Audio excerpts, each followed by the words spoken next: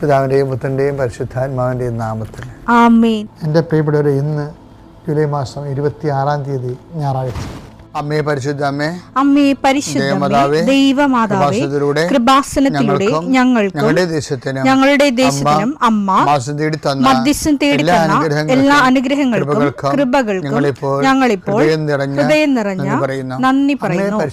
അമ്മേ പരിശുദ്ധമേ, ദൈവമാതാവേ, 2004 ഡിസംബർ 7-ാം തീയതി ഉച്ചകഴിഞ്ഞ് 2:30 കൃപാസനത്തിൽ സംഭവിച്ച അമ്മയുടെ പ്രത്യക്ഷപ്പെടലിനെ കുറിച്ച് തിരുസഭയ്ക്ക് സമർപ്പിച്ചിരിക്കുന്ന പഠനരേഖകളുടെ മേൽ സഭാത്മകമായ പഠനം ആരംഭിക്കുവാൻ ഞങ്ങൾ പ്രാർത്ഥിക്കുന്നു. അമ്മേ പരിശുദ്ധമേ, ഭൂസ്വർലോകങ്ങളുടെ രാജ്ഞിയായ അങ്ങേയ്ക്ക് ഭൗമസംരക്ഷണത്തിനായി പ്രപഞ്ചപ്രകൃതിയെ തന്നെ തിരുസഭ പ്രതിഷ്ഠിക്കുവാൻ ഈ പ്രത്യക്ഷീകരണം വഴി ഇടയാക്കണമേ. പരിശുദ്ധമേ, ജപമാല മാതാവേ, സകല കൃപാസനം പ്രാർത്ഥനയോടും ചേർത്ത് ഞങ്ങളിപ്പോൾ പ്രാർത്ഥിക്കുന്ന ഈ കുടുംബത്തിന്റെ പ്രത്യേക നിയോഗം പറ മക്കളെ.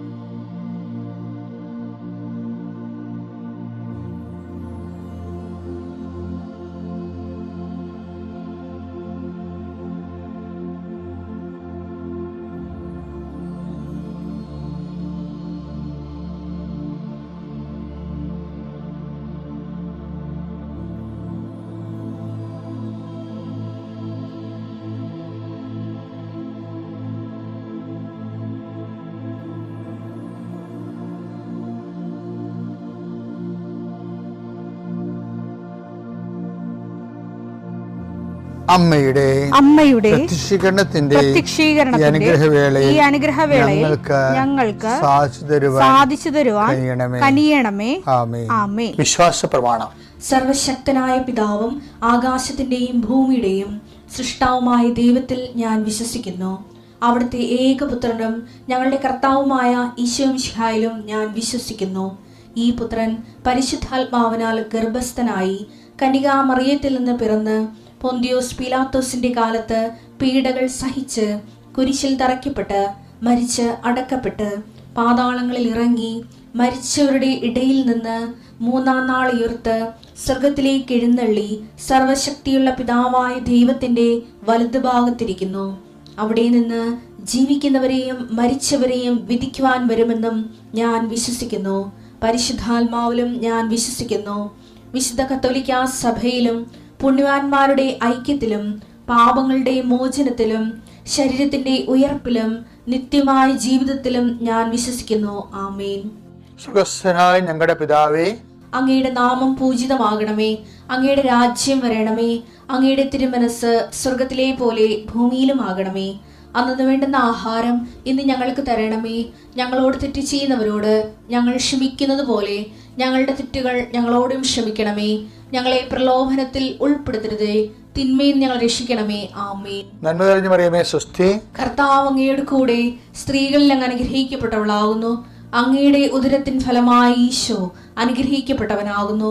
പരിശുദ്ധ മറിയമേ, തമ്പുരാന്റെ അമ്മേ, പാപികളായ ഞങ്ങൾക്ക് വേണ്ടി ഇപ്പോഴും ഞങ്ങളുടെ മരണസമയത്തും തമ്പുരാനോട് അപേക്ഷിക്കണമേ. ആമേൻ. കർത്താവിന്റെ ഉന്നതമായ നാമത്തിന് സ്വസ്ഥം ചെയ്യുന്നു. കർത്താവിന്റെ വിശുദ്ധ പൗരോഹിത്യത്തെ മഹത്വപ്പെടുത്തണമേ. കർത്താവ് സഭയിലുള്ള സാന്നിധ്യം പ്രകടമാക്കണമേ. 40 വർഷം ഞാൻ അർപ്പിച്ച കൃപാന്റെ യുഗതിയാൽ കൃപാസനത്താറെ ജീവനോടെ പ്രത്യക്ഷപ്പെട്ട മാതാവിന്റെ മധ്യസ്ഥത്താൽ ഞാൻ മക്കളെ ഈശോ നാമത്തെ ആശീർവദിക്കുന്നു. കർത്താവെ, ജോലിയില്ലാത്തവര്, വീടില്ലാത്തവര്, ജീവിതത്തിൽ കലഹങ്ങളും പിന്നതുകൊണ്ട് പിരിഞ്ഞു താമസിക്കുന്ന ജീവിത പങ്കാളികളെ, കുഞ്ഞുങ്ങളുടെ തെറ്റായ അവസ്ഥകൾ കണ്ട് വിഷമിക്കുന്ന മാതാപിതാക്കന്മാരെ, ശാരീരികമായ രോഗങ്ങളെ അവസരപ്പെടുന്നതും രോഗം ആകുന്നതിന് സമയമെടുക്കുന്നില്ല എന്ന് ഓർത്ത് ഉത്കണ്ഠപ്പെടുന്നവരെയും സമർപ്പിച്ച് പ്രാർത്ഥിക്കുന്നു. ഇന്ന് യാത്ര ചെയ്യുന്നവരെ, ഇന്നത്തെ യാത്രയ്ക്ക് വേണ്ടി വിവിധമായ ഒരുക്കിയിരിക്കുന്ന ലക്ഷ്യങ്ങൾ, കണ്ടുമുട്ടുന്ന വ്യക്തികൾ, സംസാരിക്കുന്ന സംഭാഷണങ്ങൾ, എഴുതുന്ന രേഖകൾ, ഒപ്പിടുന്ന ഡോക്യുമെൻറ്റുകൾ, പങ്കെടുക്കുന്ന ഇൻ്റർവ്യൂകൾ, സെൻഡ് ചെയ്യുന്ന മെസ്സേജുകൾ എല്ലാം കർത്താവിൻ്റെ കൃപയാൽ നിറയപ്പെടാനും, നീ ഇന്ന് തിരികെ എത്തുന്ന സമയത്ത് കർത്താവിൻ്റെ കൃപ നിന്നെ നിറഞ്ഞു നിന്നുകൊണ്ട് സന്തോഷം വന്ന് ഉറങ്ങുവാനും, ഇന്നത്തെ ദിവസം മുൻനിർത്തി നീ കണ്ടുമുട്ടുന്ന ഓരോ നിമിഷങ്ങളെയും, നിൻ്റെ ഓരോ സമയങ്ങളെയും, സന്ദർഭങ്ങളെയും, എല്ലാം സംരംഭങ്ങളെയും പരിശുദ്ധമ്മ ദൈവമാതാവിൻ്റെ മധ്യസ്ഥത്തിൽ രാത്രിയും തിരിച്ചെത്തുന്നവരെ കർത്താവിൻ്റെ നാമത്തിൽ മാതാവിൻ്റെ മധ്യസ്ഥതയും ഞാൻ നിൻ്റെ ജീവിതത്തെയും നിൻ്റെ കുടുംബത്തെയും ഈശോ നാമത്തെ ആശീർവദിക്കുന്നു. എൻ്റെ പ്രിയപ്പെട്ടവരെ, പണ്ടേ 90കളിലെ ഞാൻ കടലോര കൃപാവരെ ഞാൻ കടലിൽ നടത്തുന്ന കാലത്ത് ശക്തിധരൻ എന്ന് പറഞ്ഞ എനിക്കൊരു ഫ്രണ്ടുണ്ടായിരുന്നു. അദ്ദേഹം അന്നത്തെ മംഗളം പത്രത്തിൻ്റെ ആലപ്പുഴയുടെ ചീഫായിരുന്നു. അപ്പോൾ അദ്ദേഹം ഇടയ്ക്കൊക്കെ ഞങ്ങളെ ഒരുമിച്ച് കൂടുകയും സംസാരിക്കുകയും ചെയ്യും. അപ്പോൾ ഒരു ദിവസം സംസാരിച്ചപ്പോഴേ സത്യദേവൻ പറഞ്ഞ് ഫാദറിനോട് സംസാരിക്കുമ്പോൾ ദൈവം ടാഞ്ചിബിൾ ആണെന്ന് തോന്നുന്നത് പറഞ്ഞു. അപ്പോൾ ഞാൻ അന്ന് 90കളിലാണ്, 90ൻ്റെ ആദ്യ ഭാഗങ്ങൾ, 92, 91 കാലഘട്ടത്തിലാണ്. അതിനുശേഷം അദ്ദേഹം പോയി കഴിഞ്ഞിട്ട് ഞാൻ അതിനെക്കുറിച്ച് ചിന്തിക്കുമായിരുന്നു. എന്താ കാര്യത്തിനാൽ അപ്പോൾ അദ്ദേഹം ദൈവത്തെ തേടുന്നൊരു മനുഷ്യനാണ്. അപ്പം അതുകൊണ്ട് അദ്ദേഹം എല്ലാവരോടും ഈ ദൈവികമായ കാര്യങ്ങൾ ചെയ്യുന്ന എല്ലാവരോടും അദ്ദേഹം സംസാരിക്കും. അപ്പോഴാണ് അദ്ദേഹം ഇങ്ങനെ ടാഞ്ചിബിൾ ആണെന്നുള്ള വാക്ക് പറയണത്. എന്ന് വെച്ചാൽ ദൈവം സ്പർശ്യമാണ്. അപ്പോഴെനിക്കൊരു കാര്യം മനസ്സിലായിരുന്നു, സാധാരണ മനുഷ്യരായാലും ശരി, എലൈറ്റഡ് ആയിട്ടുള്ള ആൾക്കാരായാലും ശരി, അന്വേഷിക്കുന്നത് ദൈവത്തെയാണ്. ദൈവത്തെ എന്ത് അന്വേഷിക്കണേ? അനന്തമായ അജ്ഞാനമായ ദീപ്തിപൂരത്ത് അരുളുന്ന ഒരു അബ്സ്ട്രാക്റ്റ് പ്യുവർ ആക്ട് എന്ന് പറയുന്ന അങ്ങനെയുള്ള ഒരു ദൈവത്തെ അല്ല അന്വേഷിക്കുന്നത്, ടാഞ്ചിബിൾ ആയിട്ടുള്ള ദൈവത്തെ അന്വേഷിക്കുന്നത്. ശരിക്കും പറഞ്ഞാൽ ഞാൻ ഇന്ന് നിങ്ങളോടൊക്കെ ലളിതമായിട്ട് സംസാരിക്കുന്നില്ല പല കാര്യങ്ങളും, ദൈവിക കാര്യങ്ങൾ, ആത്മീയ കാര്യങ്ങളും. ആത്മീയ കാര്യങ്ങൾക്ക് വന്ന അബദ്ധങ്ങളെന്ന് പറയുന്നത്, ആത്മീയം എല്ലാ മതങ്ങളിലും ആത്മീയം കുറച്ച് പേരുടെ പണ്ഡിതന്മാരുടെ കൈകളിലായിപ്പോയി. പരിസര കാലഘട്ടങ്ങൾ അങ്ങനെ വന്നായിരുന്നു. ദൈവം എന്ത് ചെയ്യണമെന്ന് ഈ പരിസര തീരുമാനിക്കുന്ന അവസ്ഥ വന്നു. അതിൻ്റെ തിരിച്ചടി അങ്ങനെ വരണത്, ദൈവത്തോട് അടുക്കാൻ വേണ്ടി മനുഷ്യൻ ചെയ്യുന്നത് എന്ത് ശരിയാണ്, എന്ത് തെറ്റാണെന്ന് വേറൊരു ഭാഗം, അത് ഒരു മനുഷ്യരാണേ, അതായത് ഈ മനുഷ്യനോട് പറയാൻ തുടങ്ങി. അപ്പം ഒരു കൂട്ടം മനുഷ്യർ അവർ മറ്റു മനുഷ്യരെ കാണുമ്പോൾ അങ്ങനെയല്ല ദൈവത്തോട് എടുക്കേണ്ടത്, ഇങ്ങനെയല്ല ചെയ്യേണ്ടതെന്നൊക്കെ പറഞ്ഞുകൊണ്ട് ദൈവത്തിനെ റിസർവ് ആക്കി കളഞ്ഞു. ഇത് ഇന്ത്യയിലും ഇതിൻ്റെ ഒരു വലിയ ഒരു സംഭവമുണ്ട്. അതായത് ഇതെല്ലാം ഇപ്പം നമ്മൾ തന്നെ അറിയത്തില്ല, ഇപ്പം ദൈവത്തിനെ അനുഭവിക്കുന്നതിന് വേണ്ടി അവർ ആത്മീയത സങ്കീർണമാക്കി കളയും. ആത്മീയ സങ്കീർണമാക്കുമ്പോൾ എന്ത് പറ്റുമെന്നറിയാം? ഗുരുക്കൾ മസ്റ്റാവും, ശിഷ്യന്മാർ അടിമകളാകും. അപ്പോൾ അടിമകളെ സൃഷ്ടിക്കുന്ന ഒരു ഗുരുത്വ കേന്ദ്രം വരികയും ഇനി നമ്മൾ ഭക്തരെ ഭിക്ഷാന്തഹികളായിട്ട് നിൽക്കുകയും അവർ ക്യൂ നിന്ന് അനുഗ്രഹങ്ങൾ വാങ്ങിക്കുകയും ചെയ്യും. അതുകൊണ്ടാണ് ഞാൻ പലപ്പോഴും ശ്രദ്ധിക്കേണ്ടത്, ഞാൻ എപ്പോഴും ശ്രദ്ധിക്കുന്നത്, നിങ്ങൾ ശ്രദ്ധിക്കണം. ഇപ്പോൾ ചില ആൾക്കാർ എന്നെ ആൾദൈവമായിട്ട് കാണും. ആൾദൈവം വെച്ചാൽ അറിവില്ലാത്തവർ. ചില ആൾക്കാർ അച്ഛൻ്റെ തന്നെ അനുഗ്രഹം മുഴുവൻ ഇരിക്കണമെന്ന് വിചാരിച്ചുകൊണ്ട് അച്ഛനെ കാണണമെന്ന് നടക്കും. അപ്പോൾ അച്ഛൻ അറിയാതെ ഒരു വിഗ്രഹമായിട്ട് മാറുകയാണ്. അങ്ങനെ കൃപാസനത്തിൽ എന്താ ചെയ്തിരിക്കുന്നത് വെച്ച് കഴിഞ്ഞാൽ, കൃപാസനത്തിൽ ഈ ഉടമ്പടി എടുത്തതിന് ശേഷം ദൈവത്തിൻ്റെ മാർഗങ്ങൾ സത്യസന്ധമായിട്ട് ഉടമ്പടി എടുക്കുന്ന അച്ഛനെ കാണുന്ന മുമ്പ് തന്നെ ദൈവത്തെ കണ്ടു കഴിഞ്ഞിരിക്കും.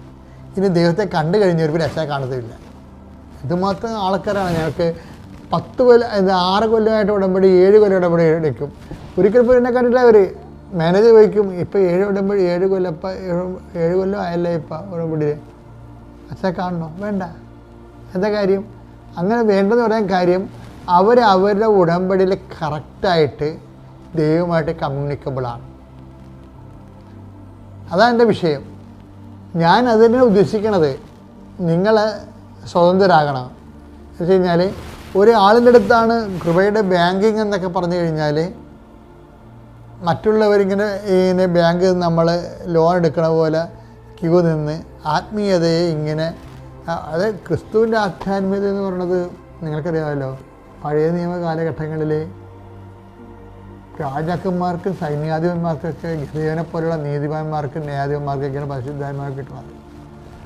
ഇതൊന്നും ദൈവത്തിന് പദ്ധതിയല്ല. അതുകൊണ്ടാണ് പത്രോസ് ഒരു മത്സ്യത്തൊഴിലാളി പരിശുദ്ധാത്മാവ് നിറഞ്ഞു നിന്നുകൊണ്ട് പറയണില്ലേ,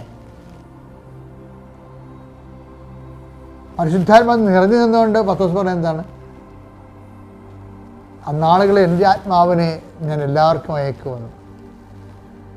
നിങ്ങളുടെ പിതാക്കന്മാർക്ക് സ്വപ്നങ്ങൾ കാണും, അവർ യൂത്താവും. നിങ്ങളുടെ യുവാക്കന്മാരെ ദർശനങ്ങളുണ്ടാകും, അവർക്ക് പക്വത പ്രാപിക്കും, പരിശുദ്ധാത്മാവ് വരുമ്പോൾ ഉണ്ടാകുന്നത്. അപ്പോൾ ഒരു കാരണവശാലും ആരുടെയും ഒരു കെയർ ഓഫിൽ അറിയപ്പെടാൻ, അതുകൊണ്ടാണ് പൗലോസ് പറയുന്നത് ഞങ്ങൾ അല്പോളുടെ ആൾക്കാരാണ്. അങ്ങനെ പറഞ്ഞാൽ വചനം എടുത്തേ 1 കൊരിന്തോസ് 1:12. ആ 1 കൊരിന്തോസ് 1:12 സ്റ്റൈൽ നോക്കിയേ. ഞാൻ പൗലോസിന്റേതാണ്, ഞാൻ പൗലോസിന്റേതാണ്, ഞാൻ അപ്പോളോസിന്റേതാണ്, ഞാൻ കേപ്പായുടേതാണ്, ഞാൻ ക്രിസ്തുവിന്റേതാണ് എന്നിങ്ങനെ നിങ്ങൾ ഓരോരുത്തരും പറയുന്നതിനെയാണ് ഞാൻ ഉദ്ദേശിക്കുന്നത്. ക്രിസ്തു വിഭജിക്കപ്പെട്ടിരിക്കുന്നു. അതാണ് വിഷയം. നിങ്ങൾ ഏതെങ്കിലും ഒരു ബ്രാൻഡിൽ പോയാൽ ക്രിസ്തു വിഭജിക്കപ്പെടും. അതായത് നമ്മളിപ്പോൾ ഉടമ്പടിയിൽ തന്നെ നമ്മൾ ഉദ്ദേശിക്കുന്നത് എന്താണ്? നിങ്ങൾ ക്രിസ്തുവുമായി ഉടമ്പടിയിലാണെങ്കിൽ അത് ആ വഴിക്ക് തുറന്നു പോയാൽ ആലപ്പുഴ ഒരു ടൈം കഴിഞ്ഞാൽ പിന്നെ ആലപ്പുഴ ഞങ്ങൾ തുടക്കക്കാരായിട്ട് ഞങ്ങൾ ഫോർമാറ്റ് ചെയ്യണത്. പിന്നെ ഏറ്റവും ഞാൻ ആൾക്കാരെ കാണുന്നത് ക്യാൻസർ പേഷ്യൻറ്റ്, പിന്നെ ജപ്തി നടപടിയിലല്ല, തകർന്നിരിക്കുന്ന ആൾക്കാരെ ഞാൻ കാണത്തുള്ളൂ. തകർന്നിരിക്കുന്ന ആൾക്കാരെ. കാര്യം അവരോട് നമ്മൾ ഇത് പറയേണ്ടതല്ല. അവർക്ക് ആ തകർച്ചയെന്ന് അവരെ രക്ഷപ്പെടുത്തുകയാണ് ആദ്യം. അതുകൊണ്ട് എല്ലാ എല്ലാവിധ കാര്യം അത് എന്താ അങ്ങനെ വരാൻ കാര്യത്തില്ലേ, ഞാൻ 90കളിൽ ശുശ്രൂഷയ്ക്ക് വരുമ്പോഴേ എനിക്ക് കിട്ടിയൊരു വചനം എന്താ അറിയാമോ? Help those who are all kind of troubles.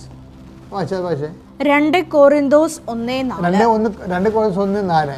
ദൈവം ഞങ്ങൾക്ക് നൽകുന്ന സാന്ത്വനത്താൽ ഓരോ തരത്തിലുള്ള വ്യതകൾ അനുഭവിക്കുന്നവരെ ആശ്വസിപ്പിക്കാൻ ഞങ്ങൾ ശക്തരാകേണ്ടതിന് ഞങ്ങൾ ദൈവത്തിൽ നിന്ന് അനുഭവിക്കുന്ന അതേ ആശ്വാസം തന്നെ അവരും അനുഭവിക്കേണ്ടതിനും അവിടുന്ന് ഞങ്ങളെ എല്ലാ ക്ലേശങ്ങളിലും സമാശ്വസിപ്പിക്കുന്നു.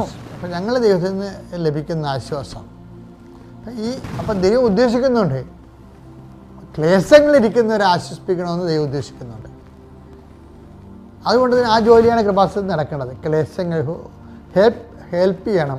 Help those who are all kind of troubles. പലതരത്തിലുള്ള ഒരു തരമല്ലല്ലോ. ആൾക്കാർക്ക് പണ്ട് ധ്യാന കേന്ദ്രങ്ങളിലൊക്കെ മദ്യപാനം മാറാൻ പോകണമെന്നല്ല പറയണം. അങ്ങനെയല്ല, ഓൾ കൈൻഡ് ഓഫ് ട്രബിൾസ്. എന്തെല്ലാം തരം ട്രബിൾസാണ് ആൾക്കാർക്കുള്ളത്. അവരുടെ ജീവിത മേഖലയിലുള്ള എല്ലാ ട്രബിൾസും. ഉടമ്പടിയുടെ ഉദ്ദേശം തന്നെ അതാണ്. ഈ വചനമാണ്. എന്താണ്?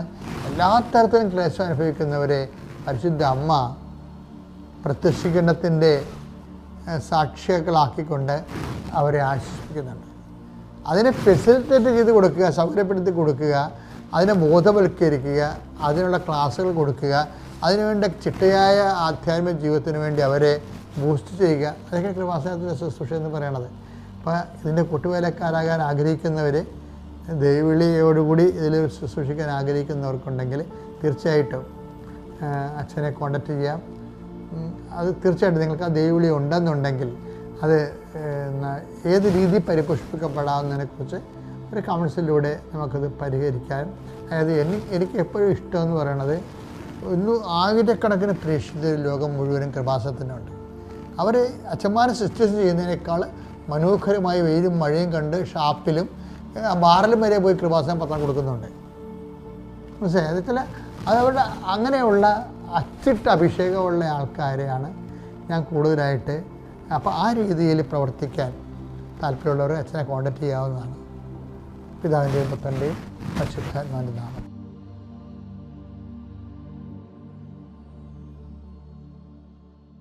അത്യപൂർവ ദൈവാനുഭവങ്ങൾ ഇനി നിങ്ങൾക്കും സ്വന്തം. ഈ യൂട്യൂബ് ചാനൽ ഇതുവരെ സബ്സ്ക്രൈബ് ചെയ്തിട്ടില്ലെങ്കിൽ ഇപ്പോൾ തന്നെ സബ്സ്ക്രൈബ് ചെയ്യുക. ഈ വീഡിയോ ഇപ്പോൾ തന്നെ നിങ്ങളുടെ സുഹൃത്തുക്കൾക്ക് ഷെയർ ചെയ്തുകൊണ്ട് കർത്താവിൻ്റെ പ്രേക്ഷിതരാകുക.